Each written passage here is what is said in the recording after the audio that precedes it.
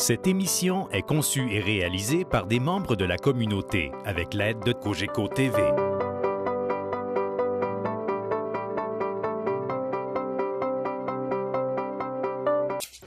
Je me trouve actuellement à la librairie Renaud-Bré de Drummondville et je suis venue rencontrer l'auteur populaire Kim Thuy qui a donné rendez-vous à ses fans le temps d'une dédicace suite à la sortie de son tout dernier roman.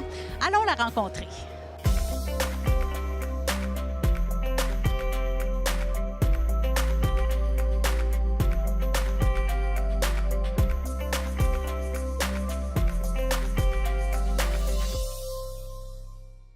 Kim, je suis extrêmement contente de te rencontrer ce soir à ton lancement de livre, qui est ton 4e livre. Oui, 3,5 environ, parce qu'il y en a un qui était écrit à 2, donc j'ose pas prendre tout le crédit quand même, tout le mérite. Exact. Et là, écoute, tu es une étoile montante dans le domaine littéraire. Puis moi, je dirais même une étoile filante parce que les gens qui te connaissent apprécient vraiment ton petit côté hyper actif, hein?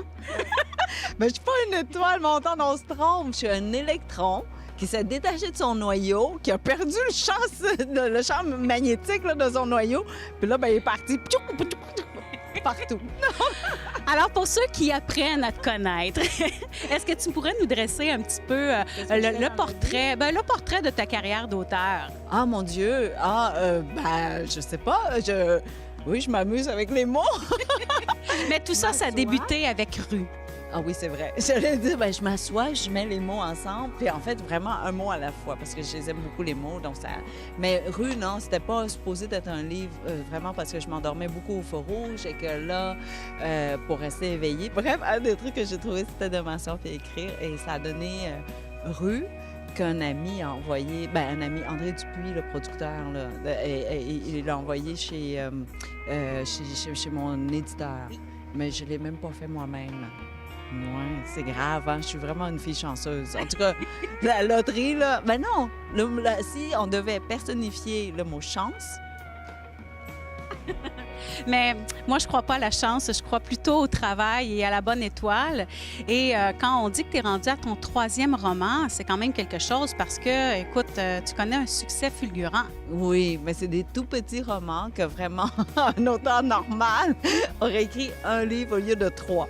Mais moi, j'ai décidé que, tu sais, au lieu de nommer ça tome 1, tome 2, tome 3, j'ai juste mis ça séparé pour avoir l'air d'un auteur. Tu sais, mais non, j'aime beaucoup écrire et j'ai eu cette chance d'être portée vraiment par tout le monde dès le début.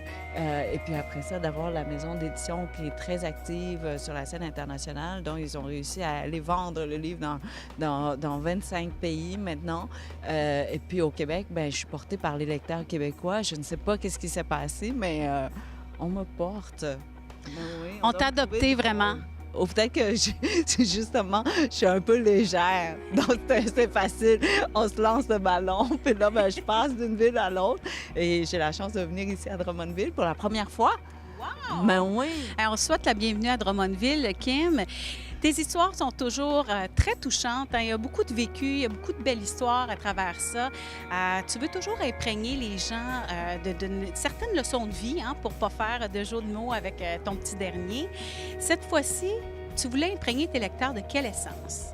J'ai eu la chance de rencontrer vraiment des gens extraordinaires, autant dans les moments horribles ou sinon dans les horreurs de la vie, dans le côté plus sombre que dans le côté plus lumineux. Et je voulais partager ça parce qu'à chaque fois, même quand on tombe, on apprend quelque chose. Comme un enfant, hein, quand il apprend à marcher, il faut qu'il apprenne d'abord à tomber. Et je pense que les épreuves qui nous arrivent dans la vie, très souvent, renferment une leçon. Ou sinon, on devient nécessairement meilleur après. Et la preuve, je vous dirais, la première preuve, là, vraiment, c'est moi. C'est que je suis née vraiment très faible, avec toutes sortes d'allergies, vraiment le poisson, les œufs, les fruits de mer, le lait, le froid, le vent, tout me faisait enfler de partout, même à l'intérieur de l'oreille. C'était très handicapant. Et étrangement, après les 4 jours en bateau, parce qu'on a fui le Vietnam par bateau, on n'avait pas mangé, on était dans le ventre d'un bateau, on ne voyait pas la lumière et tout ça. Je suis arrivée en Malaisie et le premier repas qu'on nous a servi, c'était des sardines en boîte. Et on avait faim, donc on a mangé, c'était 2 heures du matin. Et ben, j'ai pas eu de réaction allergique et ça fait 37 ans. Maintenant, je touche du bois parce que je sais jamais quand est-ce que les allergies reviennent. Mais j'ai perdu toutes les allergies, pas seulement envers les poissons, mais heureusement, parce qu'au camp, on mangeait quand même du poisson 6 jours sur 7 et c'était pas du poisson frais, disons. Ouais, mais c'est peut-être ça aussi. C'est peut-être les vers qui ont mangé tous les allergènes dans les poissons dont j'ai pu en manger. Puis là, ben, tranquillement, ouais, donc on peut regarder ça comme une épreuve, mais parce que j'ai eu la chance d'en survivre, je vous dirais, c'est grâce à ça que je suis devenue intuable. Il n'y a plus rien qui peut me tuer. Peut-être pas immortel, mais intuable. Ouais, moi, je sais pas qu'est-ce qui pourrait me tuer maintenant. Alors, on pourrait sortir un 4e livre qui serait « Kim Thuy, la femme à toute épreuve ». Ah oui, ah, tout à fait. Ah, ou sinon, sur qui toutes les chances tombent. C'est vraiment, c'est grave. Oui, mais je comprends pas. Hein, c'est là où la vie est injuste. Oui. La vie est très injuste parce qu'elle me donne beaucoup et on ne comprend pas toujours pourquoi notre bateau a survécu et non pas l'autre bateau à côté. Et la plupart des bateaux ont coulé en mer. Et comme on regarde aujourd'hui avec l'actualité, les Syriens n'ont pas la même chance que nous il y a 37 ans.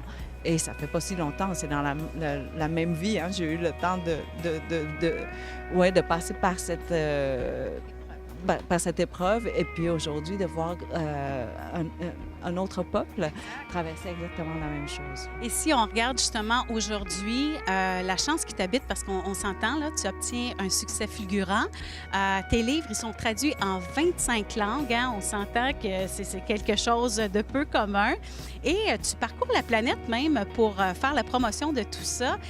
T'es mère de 2 enfants là, à travers ça. Comment est-ce que tu fais pour garder l'équilibre à travers ça? Ah, c'est facile. Il faut juste les attacher après un arbre, leur donner un peu de noix. Et du miel? Oh oui, ou du miel. Mais les écureuils, par exemple, ils doivent se battre avec les écureuils. Non, la vraie vérité, c'est que j'ai des parents qui sont très, très, très présents. Donc, quand je pars, ils prennent le relais. Et quand je reviens, par contre, je suis très, très disciplinée. Il est presque impossible de me faire sortir de chez moi. Quand je suis à Montréal, je suis vraiment à la maison avec les enfants. Je suis là à partir de 3 heures pour les accueillir de l'école jusqu'à la nuit. Donc, je travaille à 11 heures le soir une fois que tout le monde dort. Donc, c'est une discipline, en fait, qu'on se donne. Et non, mon ado, là, je pense qu'il est très content que sa mère... Je pense qu'il pense même que je suis trop à la maison. Alors, il y a vraiment une belle continuité d'échange. Tu sais, une fille de famille, des gens de racines très enracinés. Je trouve ça vraiment magnifique. Je te félicite d'ailleurs pour tout le succès que tu as. Et si on revient un petit peu à ton côté enfantin, parce que moi, c'est ce qui me passionne chez vous. Tu es une femme électrisante. Vraiment, on a de quoi bien s'entendre, toi et moi. Oui, c'est juste de l'eau. Dans la belle bouteille que le cégep de Victoriaville m'a donnée, recyclable et tout ça, mais elle est tellement jolie, vraiment comme design. Elle est magnifique. Oui. Mais moi, ma question, Kim, c'est comment est-ce que tu fais après avoir vécu tant de drames? Où est-ce que tu puises cette innocence-là? C'est grâce à tout ça. C'est grâce à tout ça qu'on est reconnaissante envers la vie, parce que cette vie-là, on n'est même pas supposé de la voir. Donc, chaque seconde que je vis, c'est une seconde cadeau. C'est vraiment inattendu et c'est une chance immense d'avoir cette deuxième chance. Et donc, non, le problème, plutôt, c'est que je vois tout en haute définition. Tu sais, en grosse télé, mais en haute définition, vraiment, là. Donc, le rouge, c'est vraiment le rouge vif. Le vert, c'est jamais juste vert.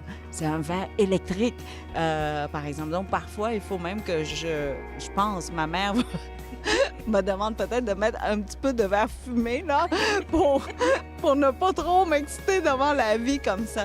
Mais oui, parce que tout à coup, et je crois que les gens qui ont vécu des grandes maladies ou qui ont survécu à des grandes épreuves, je crois qu'ils vivent la vie de la même manière. On est tout simplement émerveillés qu'on soit encore ici et on est émerveillé par la petite fleur qui pousse sur le bord de l'autoroute autant que, je sais pas, une belle femme qui se présente et qui a un rire contagieux. Et on est content. Juste ça, on est content. Vous vous êtes déplacé ce soir pour venir rencontrer Kim Thuy. Qu'est-ce qui vous touche chez l'auteur? Sa sincérité. Sa sincérité puis le bonheur qu'elle procure aux gens qui la lisent. Moi, j'ai une vieille maman de 85 ans qui a eu en cadeau le numéro 2, qui l'a dévoré, le livre. Elle en parle, puis à mes yeux, tout émerveillé. Fait que là, j'ai fait un petit cadeau aujourd'hui. Je suis venu chercher le numéro 1 puis le numéro 3. Puis là, ben, en plus, ils vont être autographiés, mais elle a la chance que l'autre est autographié aussi. Ça va lui procurer un bonheur incommensurable. Puis moi, ben, de faire plaisir à des gens que j'aime ça. Merci. Elle m'impressionne aussi. Ben gros. Je pense que c'est sa force intérieure. C'est à travers tout ce qu'elle a traversé dans la vie, est un exemple d'espérance pour persévérer, passer à travers les difficultés que les personnes peuvent rencontrer dans leur vie. Moi, je trouve qu'elle est un exemple extraordinaire de force, de persévérance et de dépassement, puis de croire en la vie. Elle croit en la vie. Est-ce que tu dirais que ce qui t'est arrivé, en fait, c'est comme un cadeau de la vie? Tout à fait, tout à fait. C'est sûr, pour ceux qui n'ont pas survécu, c'est autre chose. Mais dans notre cas, on a survécu, on a eu la chance d'être accueillis dans un pays en paix. Et ça, c'est le jackpot, comme on dit. Parce que comme on voit aujourd'hui, hein, les Syriens qui partent, ils n'ont pas la chance d'être accueillis. Et quand ils n'ont pas la chance d'être accueillis, ils ne peuvent pas s'épanouir. Si vous m'avez vu il y a 37 ans dans le camp de réfugiés, jamais on penserait que je pourrais faire quelque chose, être une citoyenne à part entière. Mais les 13 personnes qui sont de notre groupe, aujourd'hui, vous avez...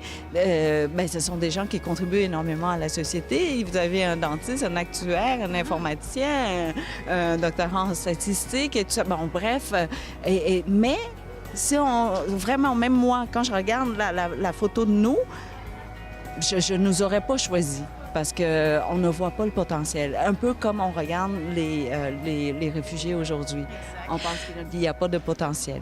Mais moi, je peux te dire, en tout cas, Kim, tu es vraiment une porteuse d'un message extraordinaire pour bien des gens partout dans le monde. Je voudrais dire au Québec, mais non, c'est partout dans le monde.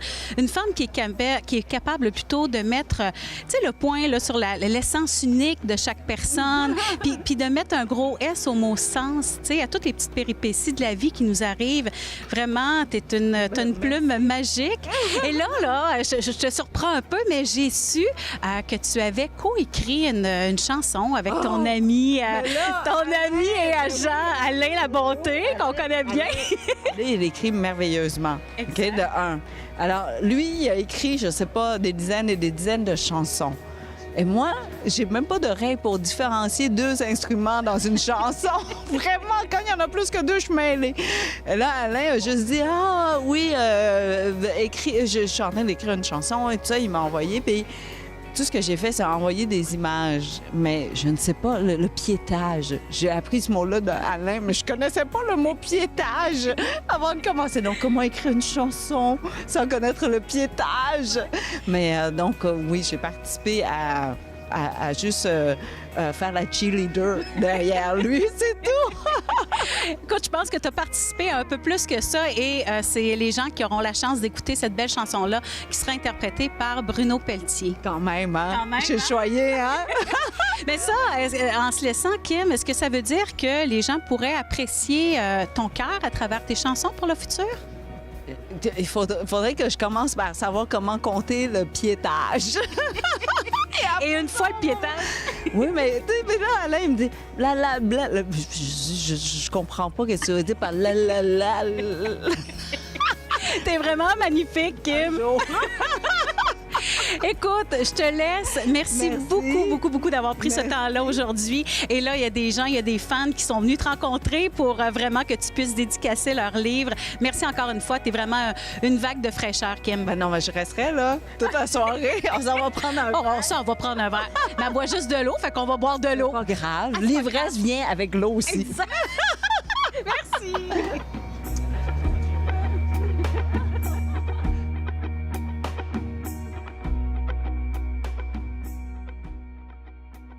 Merci beaucoup d'avoir été des nôtres pour ce beau moment de complicité. Et si ce n'est déjà fait, eh bien, je vous invite à vous procurer le tout dernier livre de Kim Thuy, Vie, qui est disponible partout en librairie. Bonne soirée. Cogeco TV, un service exclusif aux clients de Cogeco.